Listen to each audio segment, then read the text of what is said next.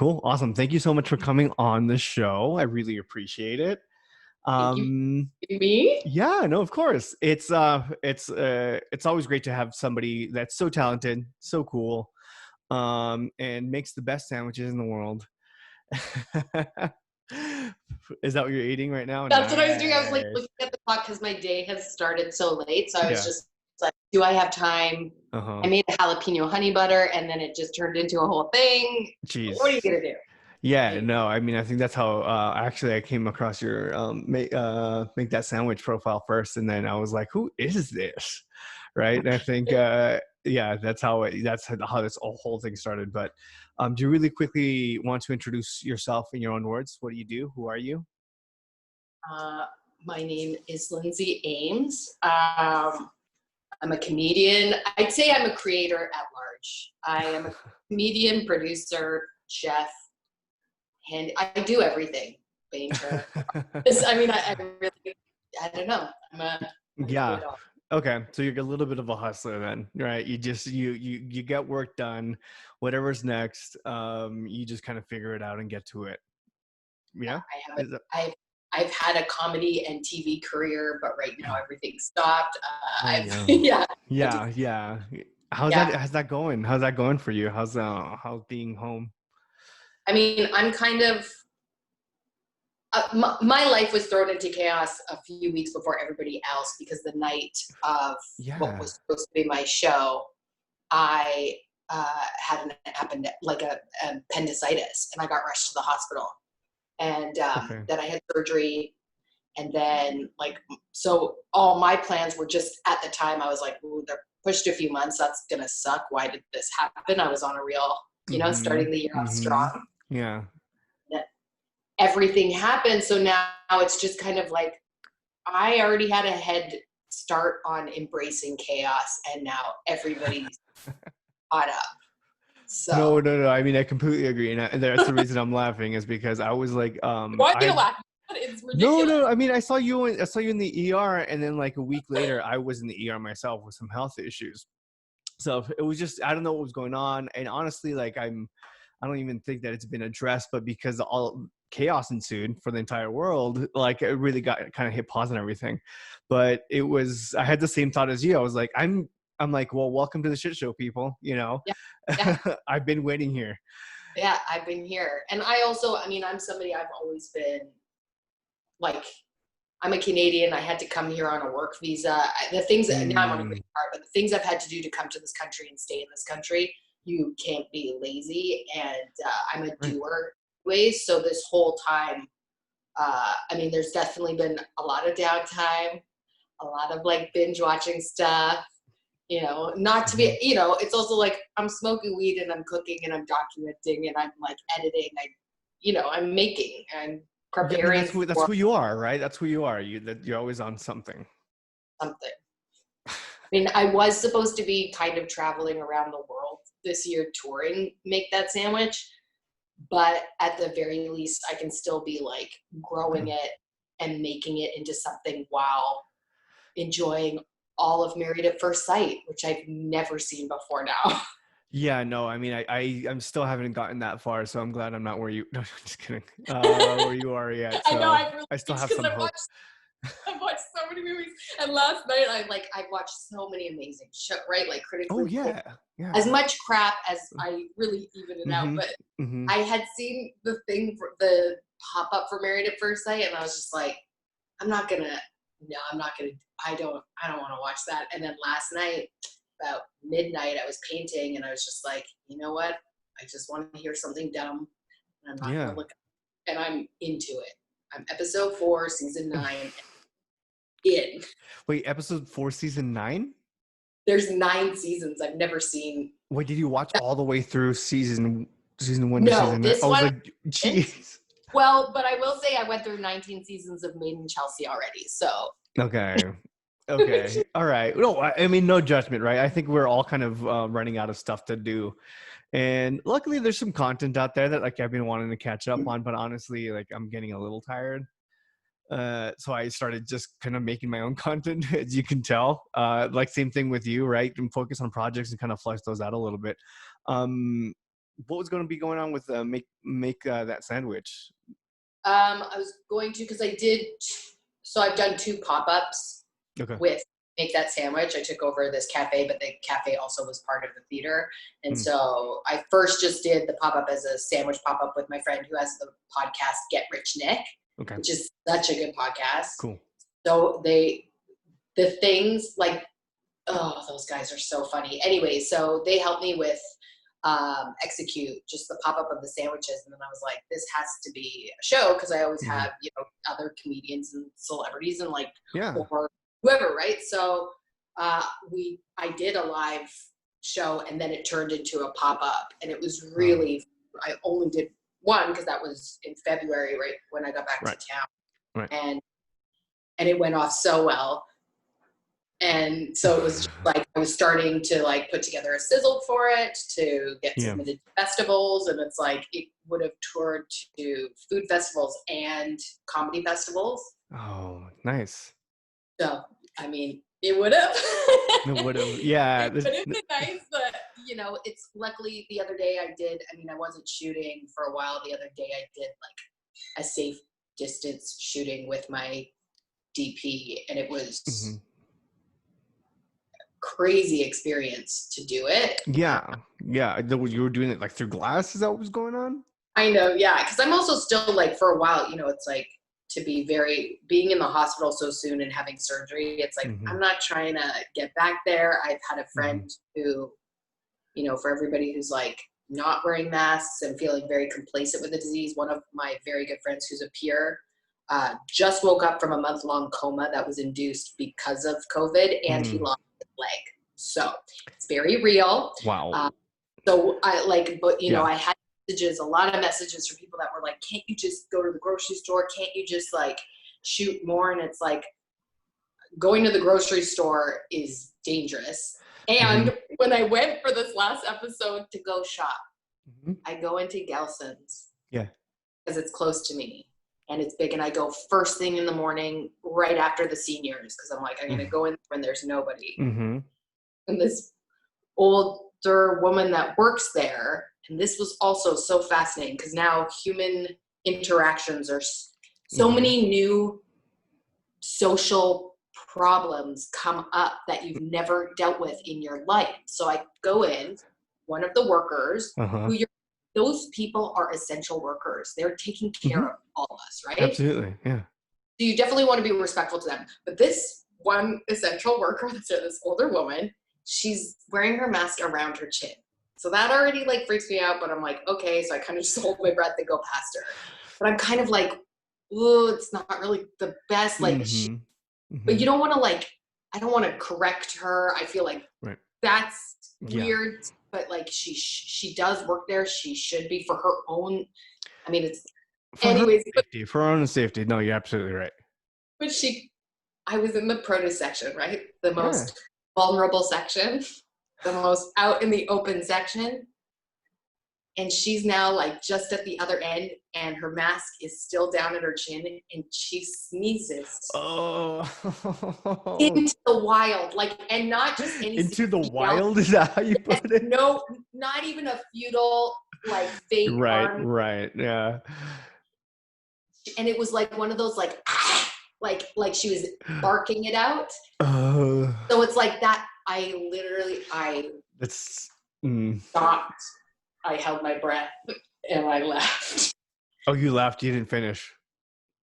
I was too out, man. Like, because she's probably fine, but also she's putting everybody. Yeah. I mean, I don't get the whole mask. Why did she even have the mask if she wasn't going to wear it properly? First and foremost. Yeah. All of it is just so weird. I mean, I freak out. I'm just like, should I like taking receipts from the cashier even freaks me out.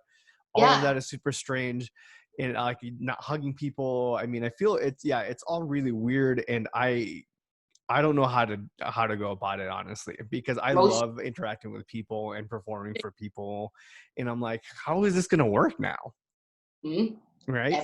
That's what everybody's asking, and then you do things like, I was on my walk today, and there was a ton of people not wearing their masks, and you want to just be like, wear your mask, but I don't say anything because it's also like, free country, but it's just kind of like, well, nobody's saying you have to wear your mask, but it would be really a nice selfless act to do, and it's not very hard. Is You it know, not? Is it not an effect that you have to? It's not mandatory in it California, is. It is mandatory. But my right? point is Americans really love it's bananas, but truly I like, and not forget that you're every, Canadian. yeah. Oh, And that's that's the thing. right.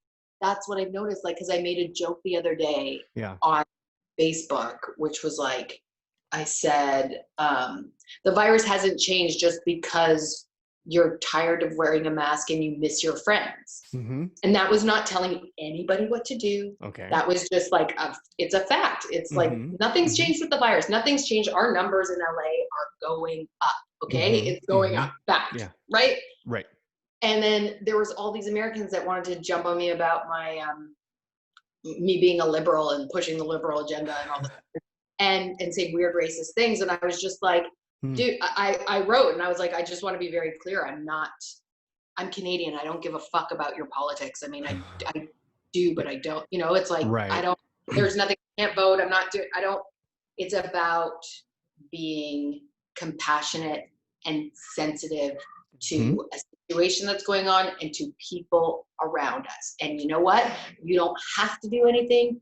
You can be a big baby and be like, I don't, you know, but it's like, it's a nice, considerate human thing to do that is very, very easy. And Yeah. we are being asked to do the least.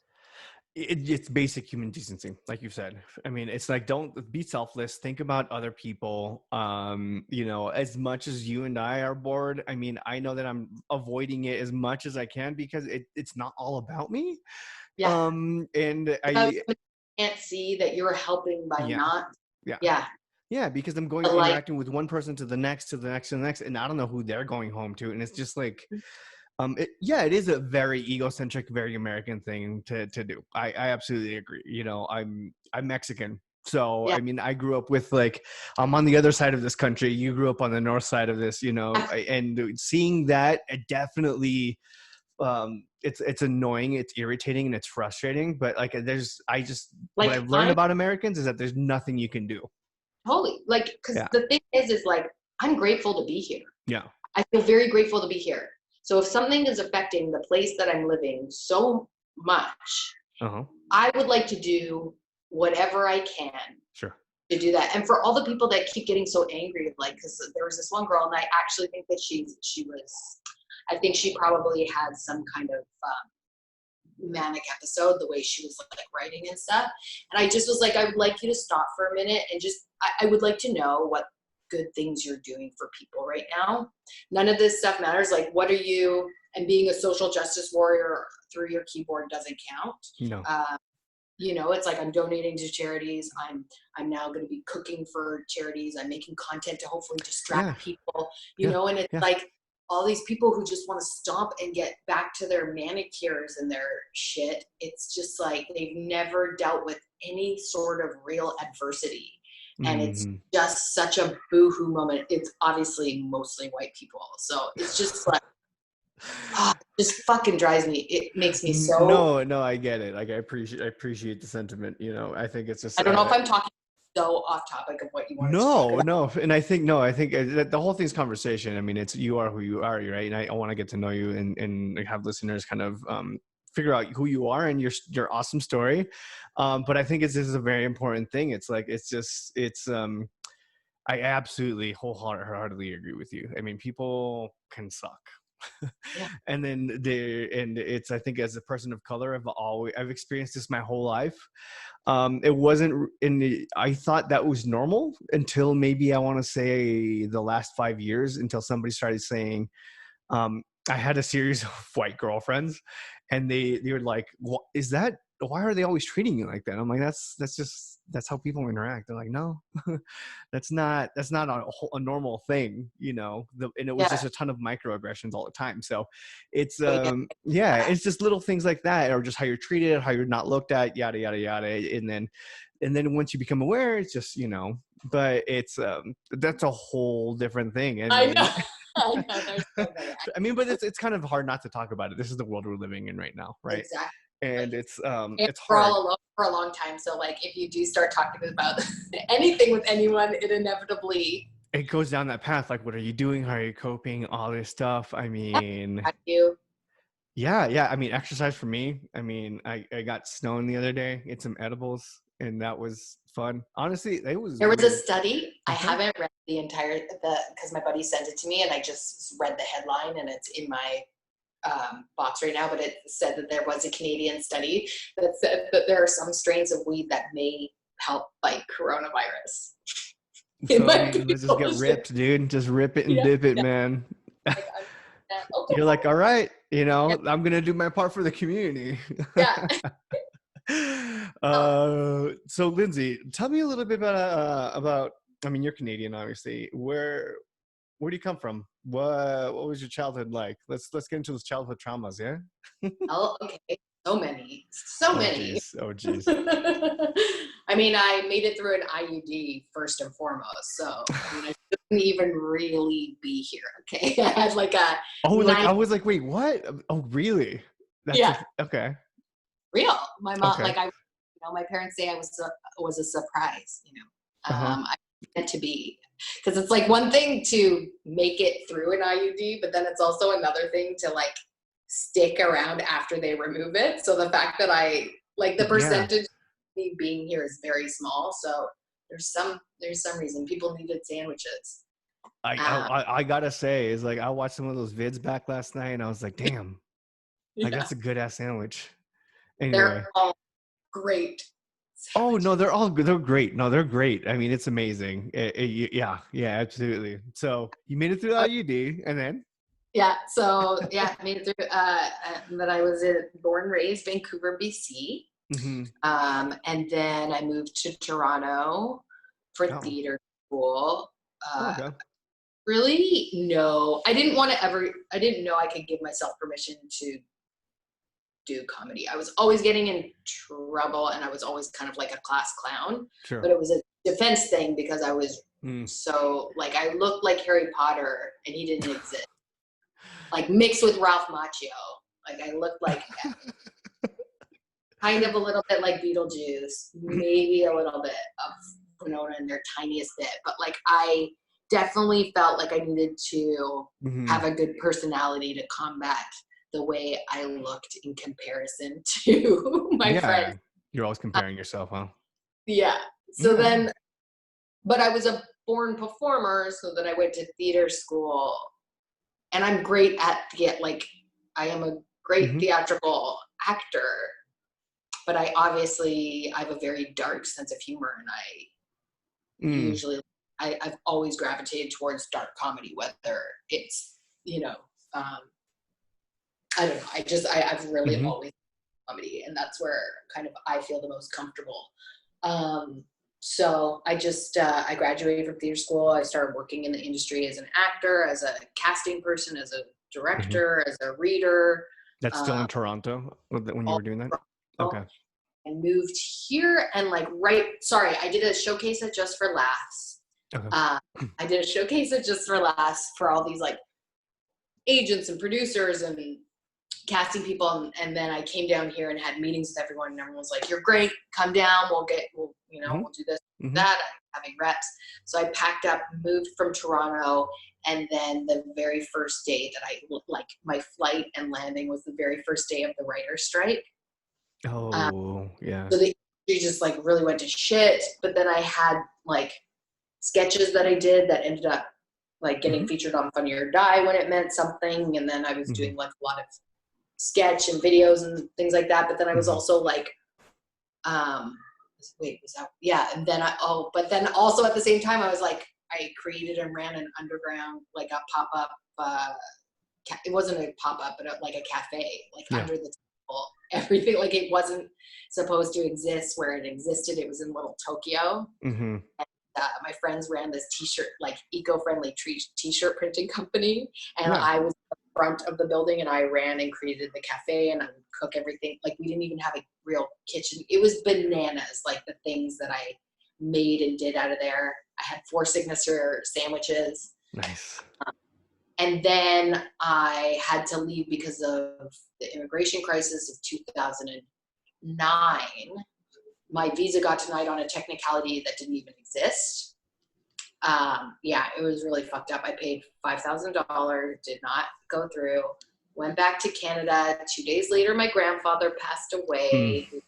Like my, you know, like very close to my dad. He's like my other dad. Yeah. And then this whole like massive like other life change within my entire family like happened.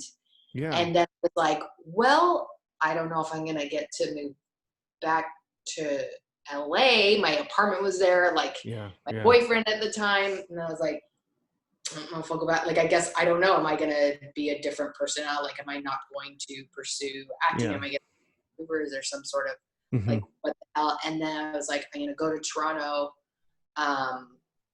for a couple months, and then I'll see what happens. And my friend, like, I was couch surfing at a bunch of different like people's places. Yeah. I remember I showed up. I always had my, like, it was the summer, and Toronto summers are so hot. And it was like 3 million degrees. And I remember I had to go to a callback, and Angelica Houston was like directing this piece, and she was in it. And I had to go to my callback with like my 20 bags, like, and I had to like drop my 20 bags. And I ended up, I didn't get the job. It was between me and one other girl, and I didn't get it. But like, I remember just going and just being like dripping sweat and being like, hi, yeah, thanks, sorry. And really having that moment. But then I ended up meeting one of my writing partners. And we started doing a lot of sketches, and we won like a Canadian Comedy Award, and we just came out with really great stuff. And then I applied for my visa again, and I got 1 year instead of 3. So I basically spent like $10,000 to get here, and I only got 1 year. And then I was like, well, this will be my deciding year. And if I have to move back to Canada here in LA, I'll do that. But that was 2010. Okay. And 10 years later, here you are, huh? I am on my couch in a pandemic with watercolors. I mean, you know, beggars can't be choosers. What? Beggars can't be choosers. Very true. You know, that sounds. I feel so grateful. I don't want to like. Oh, I mean, I get it. No. I mean, totally get it. I totally get it. I get it. It sounds like a rough story though. Like you went through a lot. There were a lot of other very, very incredibly. Each one, like I definitely can say I feel like I've had my ass handed to me. Also, I can say that I am so beyond privileged in so many ways. So like that like the hardest things for me are still like, I still would think maybe like a million times better than just so many people, which is so devastating. But I can definitely say I've had my ass handed to me in the most incredible ways repeatedly, just even in the past, like last year. So this year, like each year it has been like okay, we're dusting off. We're getting back up. Okay. Oh, you're going to kick me in the face. Okay. Like, then this year I was just, like, it's comical. The things that I've had, it's comical. Yeah. But then this year coming back, like at the end of last year was so fun. And in November, I got my first like new car in 14 years. And I didn't even want to get rid of my old car. I loved it. It ran really well, but it was just like, yeah, you're going to do this, like you would have a new car. I had to wait 6 months for this car. It's my second week driving it, and I park, and I have this incredible day. I wake up, I feel so good. I did a couple videos that were really funny, whatever. Go to this callback, have a great session there, leave my car. And then basically this semi-wide truck was blocking me in, but there was no driver. And the long and the short is I got into my car, wasn't sure what to do, waited a while. There was a gap for me, kind of. And I was like literally 4 seconds away from driving. And this semi drove, like he got into his car, couldn't see me. See you. Because his wheel was like the size of my car, and he drove right into me. Oh, and no. New car. And I was like, are you? because like the Yeah. car, there was like this whole all this shit that happened when I got my car, when I was gonna go sell my car. Like every Hmm. step has been like not Yeah. easy and frustrating. So Yeah. this was, Yeah. You're yeah. so resilient. I mean, what are you I gonna mean, do?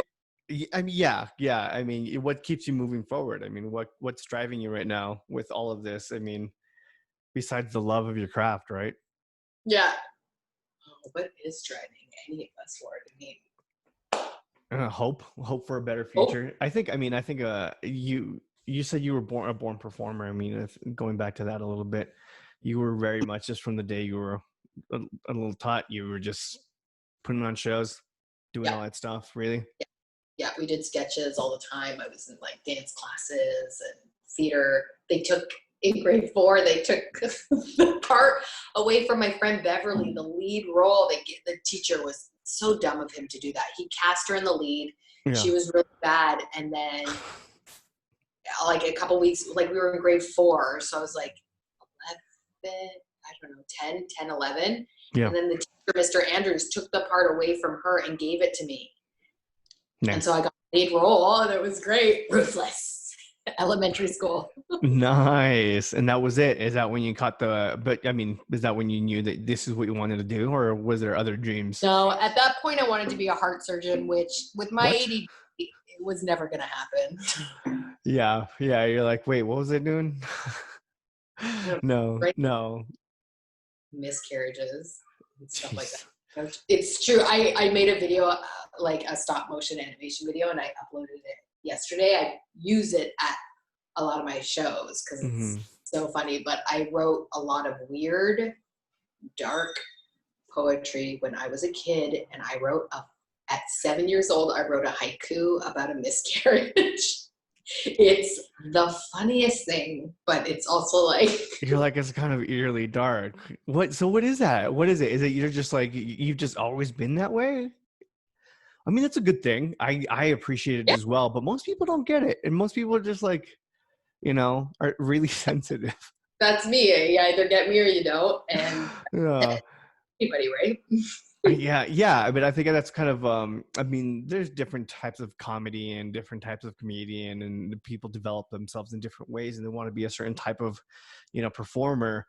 Is that I don't think I've ever seen any of your stand up. I mean, I've seen clips and stuff that you have here on the internet and whatnot, obviously on Instagram and social media, but um would you say that's your style of comedy? Just more darker humor? Mm-hmm. Yeah. Very. Yeah. And then how do you, what's your writing process? I mean, is that how you're making money these days? Just mostly writing? Everything. I mean, just finished. I just finished developing sandwiches for Subway Canada. So, like, Oh, really? yeah, through Tastemade. So, like, I'm Huh. always doing. But then I had just written on a podcast for Spotify right before that. So I don't know. Everything's just like I do get my, like You as figure it jobs come out. up with people Yeah. that I've like worked with over the years, like, and through me searching, it's just like it's always different. Yeah. No, absolutely. Hopefully when there'll be productions, like I'll be auditioning again and doing Hmm. that. I mean, it just feels very far away from Yeah. I mean, I wouldn't think about it too much, honestly. that. Yeah, don't do Yeah, that. What's been your favorite experience so far? Like what production that you've been on? probably Key and Peele, like, Get a couple of roles on that? yeah. But then also I did this show with Alan Thicke that was like a few years ago, and that was just the best because he's so rad, and well, Yeah. he was. So, yeah, he was so great, and he helped write a letter for my green card. Actually, so nice. Yeah, Hmm. I have a lot. Basically, whatever I'm working on, I always enjoy. Yeah. I haven't had very many, like when I'm shooting, working. I don't think I've had any projects that I'm like that were hell, unless they were student films when I was a student. That's it. I mean, you haven't had like an AD that was just a nightmare. No, no, I mean, no names. Um, but no, I don't have any. Good, do it. No, only maybe when I was like running casting sessions, but then those people, like if there's difficult people, one of my favorite things to do is like get it. Like I love turning grumpy people or assholes. I love like making them, I love like getting in there. What do you mean? And Like it's a challenge to you? Is that what you're getting at? yeah, like Okay. I'm gonna make them break and I'm gonna make them smile and I'm gonna make them like me. That's it. Yeah, yeah, yeah. I mean, that's one way to go about it. I guess that's you know, I've um I've definitely. I mean, working on sets is always fun. There's so many different people coming together trying to do different things, and we're all trying to achieve the same goal. And Yeah, it can get very intimate. I mean, they do become your family. You're together for like forever, yeah. or I mean, all the time for a few months, right? And I think I've just been blessed. I've worked with like such great people. Like one of my last hosting jobs that I was doing, and now I do other work with them, is like all the people for, it was for The Walking Dead, and it's all the people at Skybound, because they do, Mm-hmm. Mm-hmm. like they're just such a great, every single person that I've worked with there has been amazing. I don't know. I guess I just have been lucky with where, With and now I've been everything. doing some stuff with Smosh, and those people are so amazing. Yeah, I just think that like if you put it out there, you're gonna work with good people. And like if there's Yeah. somebody dumb or whatever, yeah, maybe Yeah. like there's one nightmare head writer that like, because there was a writer that I worked with years ago when I was writing. Oh man, I lost you a little bit. I'm hitting record again. Yeah, So it was just a crazy story back then. I did have, when I was writing on a show, an animated series, the head writer that I worked with was just, a real piece of work. And I mean, a lot just, of people that get to their heads, right? but the It's thing is that he hasn't really done anything since, and it's like the type of person he was, like it's just like, I don't know. It's just kind of like the thing with the mask and everything. It's like if you want to be an asshole and you want to be like, you can do everything you want to do, but just yeah. like, with A the lot of these, legacy we live behind, you know. yeah. I mean, I think a lot of these people tend to wash themselves out, right? Or they push themselves out through their personalities, and people just don't want to work with them. I mean, yeah, you have a good point there. That makes sense. And it makes sense as to why people want to work with you, and people, you have such a big following, right? It's you make good content. You're pretty cool. I mean, you're very approachable, so that's great. Canadian. Yeah. Yeah. Oh, it's the Canadian. Is that, do you Or think it's and a being a thing? woman, Is it a and thing? being a woman. That's the two things that it is. Really? Yeah. Okay. Canadian first, and then we'll talk about the other one. Since Canadian we're so because we're yeah. Canadians because we're raised like to be polite, and we're raised to be considerate. It's just ingrained in you from the get-go. It's always like that. So you just can't help it, Pretty huh? well, I guess because that's how everybody kind of is. It's the way I was raised. Everybody around me. It's like not a ruthless, it's not a ruthless society. It's like when I was in Japan. Japan, like uh, it's a community that's like centered on the greater good and not just the good of one person. So it's about being considerate, and Canadians are just considerate people. You're just better than the rest of us, I guess. Not better than the rest, just okay, better than the rest. No. Just better than just better than Americans. I Okay. mean, it's not really just better than the leader, so of Yeah, yeah, that's one way to put it. No, Canadians are great. I mean, anytime I've only ever been in Vancouver in Canada, and Vancouver is one of my favorite cities in the world. So it's just everyone is really There's nice. shitty people. Yeah, there's shitty Yeah, people everywhere, but the sure. degree of shittiness, I'd say overall, Hmm. our core values as a country are different, and Hmm. they're good core values, and they make for a nice group of people Yeah, no, overall. absolutely, absolutely, But they're shit. absolutely. Yeah. Yeah, and then you said the woman thing, huh? Yeah, because being a woman, but now it's, I think, starting to change for like young women and girls who are entering into society. Like it's a totally different world. But even, when I was a Hmm. kid, and like even now, there are a lot of um, microaggressions and like just ways that you were Hmm. raised. And it's like you are polite and you smile when You know, you Mm-hmm. don't necessarily want to smile, and you are representative of yourself in a different, made to be representative of yourself in a different way. Guys have their own struggles. There's like, you know, Mm, toxic masculinity and all of that. sure. Sure. But like, but but It's as we different. know, like women, and then definitely women of color, like it's Mm. just it's uh it's it's It's just tough. White women a you lot easier, a lot easier, but still so like that's what's so freaky is because like right. the thing through my life to be like fuck like, and sometimes I find it hard, you know, like to be hopeful and go on, and then it's like fuck, what are these other like, it's just like why does it have to be hard for people because it could be so nice, or like this Uh, time, you know, spending so much time walking, and I'm always been a really nature person also because of being in Vancouver in Canada, and mm-hmm. it's like when you can be just in nature and in the moment, and, and be like so grateful, like it's like I've had such moments of gratitude for that. I am constantly grateful. I go to bed grateful even with all the shit. I wake up grateful.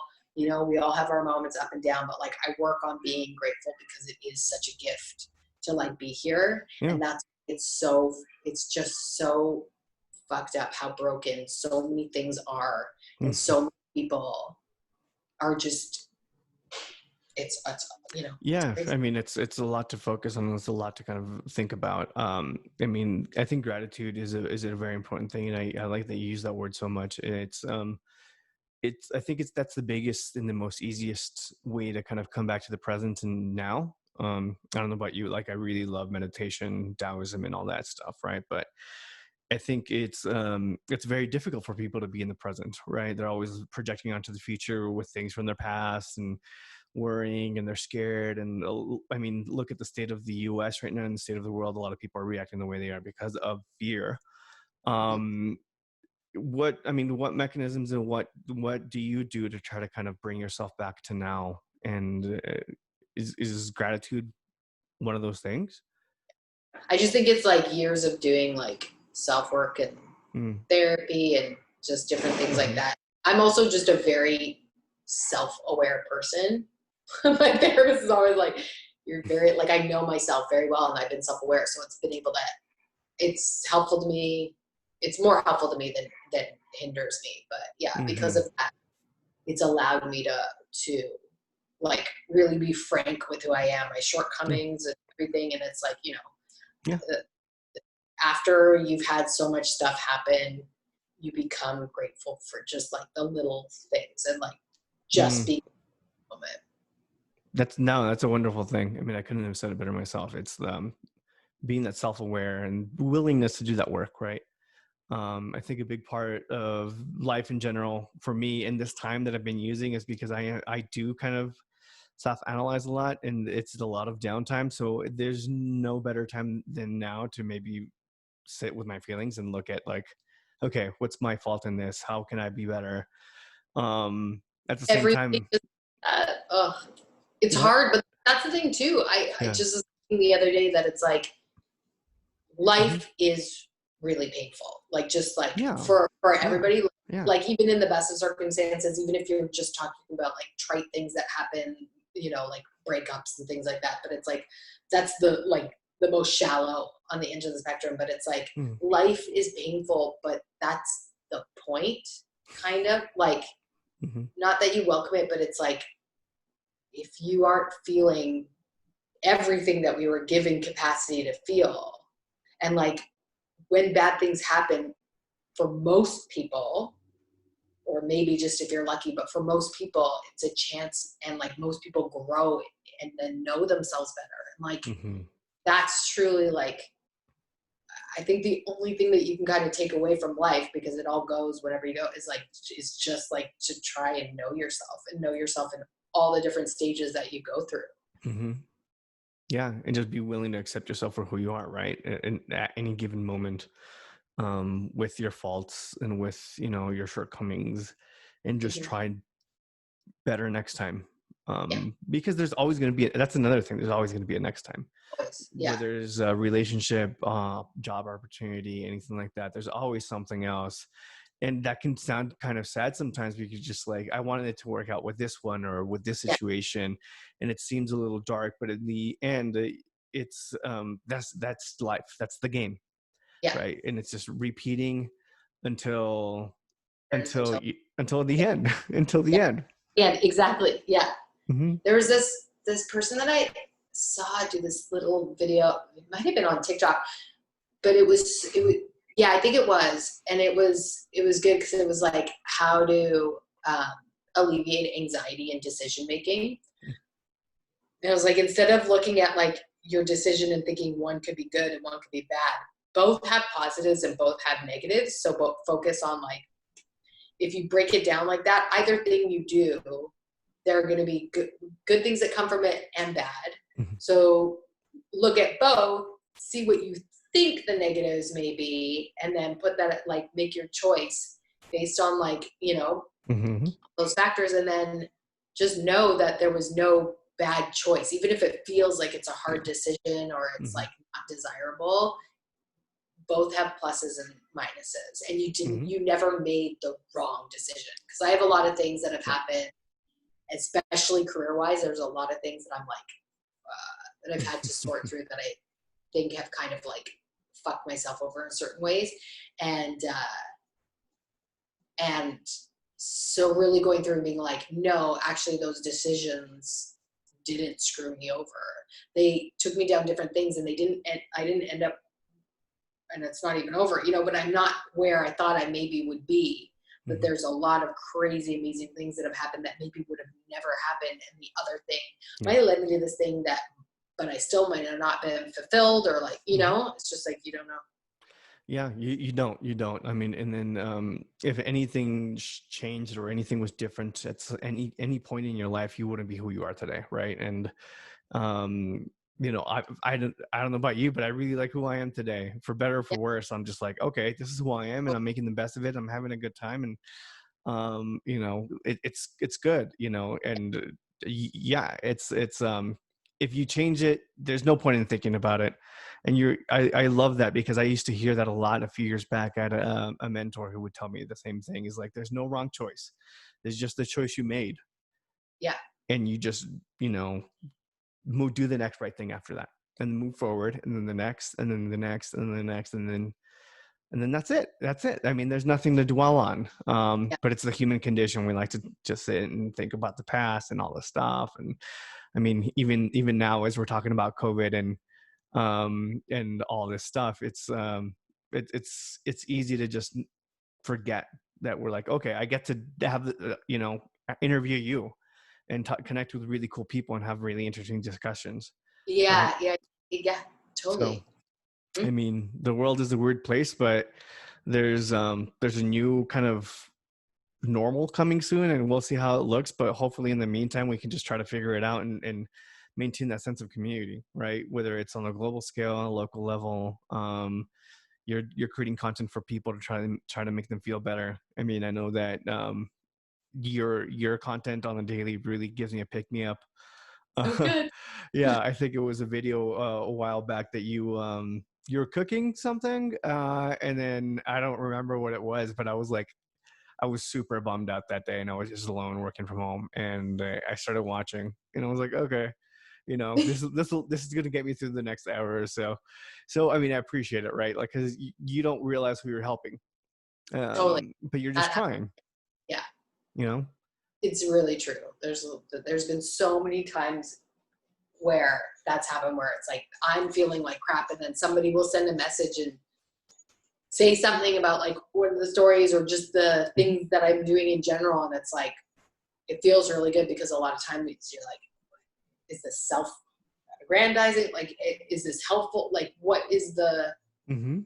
what am I doing? Is this smaller? Should I be doing something different? Like what, Yeah, yeah. and then there'll always be like the thing that's like, nope, this is good.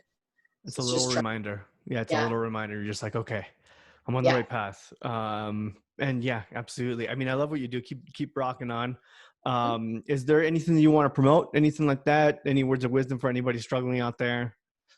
I'd say that, I mean, I know that it's got to be really hard for some people right now, and it's just, it will pass, and it's Mhm. going to pass. Pick up watercoloring. Swear to God, it's the most like, it's such a, Is it's that so, that's what you have behind you there, right?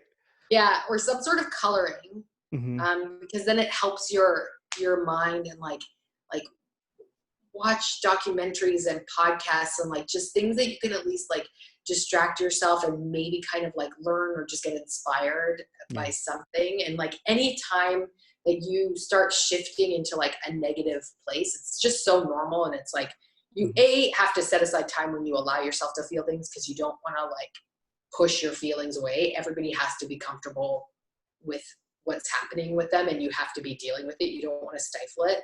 But also, if you feel like you're kind of getting in a manic place or it's too much, pick a word and make it your trigger word. And like, if you can notice, like if you can be mindful enough and notice like that you've been thinking negative things for like a minute or 2 minutes or 5 minutes or whatever it is, if you can say that word, and then like as soon as you say that word, like let's say it's potato, like the minute you're like you've been in a negative spiral, and then you're like, oh, I'm being negative right now, you say potato, and then think about, like, actively make your self think about something that brings you joy. And if you keep doing that every time you notice when you're negative, it'll start getting less and less. And it's just that you need to trick your brain. Your brain is comfortable and is self-soothing in the negative thoughts. It's a habit, and it's not your fault. Yeah. But if you can try to like be mindful and then create a new habit, it will help. And it will take a long time, and it's still painful. It's not easy, but it is a helpful tool. Yeah. So if that works for anybody, but yeah, I don't know. Come see me on Lindsay Ames, or Make That Sandwich, or No Meal Wasted. And Yeah, those are your handles, right? Make that great. sandwich. Make that sandwich is the handle, Yeah, Make right? That Sandwich. Okay. Yeah. Yeah. I mean, you should add a life coach to your repertoire, because that was an awesome. I was like, I, okay, yeah, I'm gonna go it's make a difference really, now. it's really changed life for me. Okay. Uh, it's really, really great. Good. Awesome. So folks, if Yeah, you're listening, make sure to go do that. If you're struggling, yeah. Just go remember, follow. new habit. Yeah. Yeah. Or follow Lindsay, entertaining or listen to this podcast. It's more of this bullshit all the All of time. this all the time. All right. You have really good dance videos whenever you do this. I know I need to do a new one. I was going to do one today, but I'm also kind of like, do I do one today? I don't know. Maybe I'll go up there. You're We'll see. wicked talented. Keep it up. Thank All right. I'm going to hit pause and we'll debrief real quickly. All right. Thanks for listening, guys. Bye.